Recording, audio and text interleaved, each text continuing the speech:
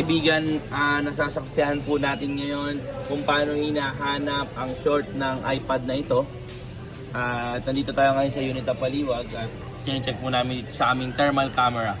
Thermal imaging. Bakit nga ba mahal yung mga singil sa mga ganito? Kasi tingnan mo, ang daming ginagamit. Gumamit ka pa ng schematic.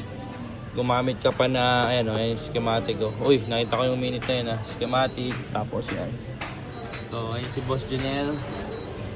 I-check na namin yung shorted ng iPad na to. You know, parang may something there. Bali kasi ang problem ng unit na to, hindi na siya nag-on. So, ang ginawa natin is diniagnose natin, binuksan natin yung device.